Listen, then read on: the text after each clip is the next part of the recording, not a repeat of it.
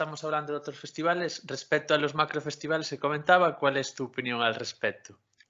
Bueno, creo que escribín aí non moito, e que ademais puxen un continuará, unha primeira edición. Entón, imagino que a xente está expectante tamén, porque sei que golpeou, e bueno, é triste porque moitas bandas despois escribíanme en privado, evidentemente, porque tampouco te podes expoñer. Entendo perfectamente. Ao final, eh, aí estamos hablando noutra liga. É dicir, cando xa falamos de que fondos de inversión se fan con festivais, o único objetivo económico, eu que polo meu traballo persoal, sei un pouco como funcionan eses fondos, e máis, pois moitas veces incluso tes que xogar con eles en moitas cousas, temas de consumidores, temas de cárteles, é dicir que sei ben como xogan. Que pasa? Que aí xa xogamos a outra cousa que para min non é un festival musical, porque xa vamos ao mesmo. O único que se busca é un grupo que deste estilo, outro deste estilo, outro deste estilo, outro deste estilo, que pode traer máis xente.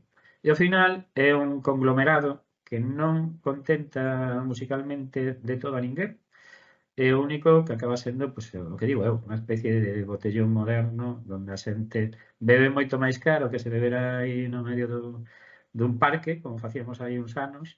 Ao revés, sería un botellón ultra caro, para entendernos, porque ao final estás pagando moito máis por algo que igual ten menos interés. Que deben existir, que pode ser unha política? Bueno, eu creo que como todo. A moda, pois antes, eu cando estive en Santiago, a moda era ir ao cine, cosa que me parecía maravilloso, facíamos unhas colas tremendas. Despois había outro tipo de entretementos, pois creo que a día de hoxe, onde as administracións, os fondos, están vendo que pode haber aí, digamos, a galiña dos ovos de oro, pois creo que nos festivais. Problema?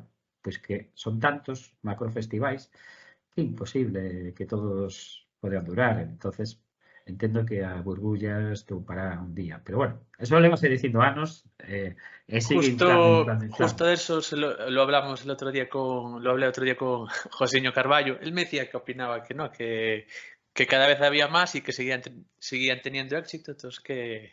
Bueno, xa, pero siguen tendo éxito. Sí, eu podo compartir moitas desas visións, pero ademais pareceríame cínico que non estivera de acordo en certas cousas que se din. Pero xa che digo que se non houbera apoio institucional o macro apoio Sí, sí, sí, sí, eso institucional, segurísimo. porque evidentemente falamos de macrofestivais porque a administración está dando unhas subvencións, digamos que moi grandes. Eu non vou ser o que diga, alguna xente pode querer que as administracións pois den máis cartos para patrocinios deportivos. Imagínate, un club, aquí en Lugo, por exemplo, o Breogán, pois sería inimaginable que unha administración non aportara. Por qué? Porque a sociedade reaccionaría dunha parte contraria. Gusteche ou non o baloncesto, exactamente igual que o fútbol, noutras cidades.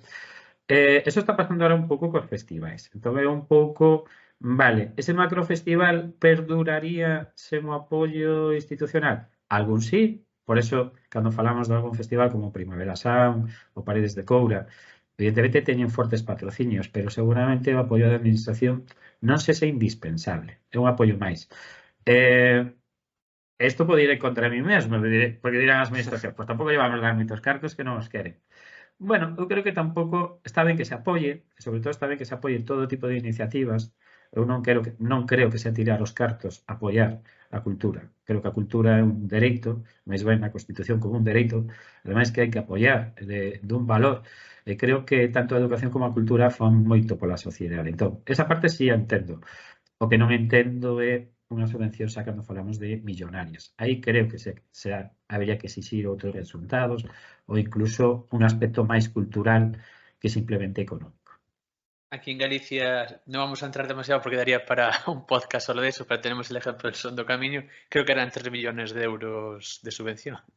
Claro, a ver, eu podo entender que Son do Camiño, xa lle estás poñendo o nome do camiño. Claro, o Camiño de Santiago move a millóns de persoas en todo o mundo. Fai que Galicia, Santiago se son reconocidos internacionalmente. Por iso entendo que é necesario seguramente un festival dese tipo. E incluso entendo que é necesario unhas subvencións.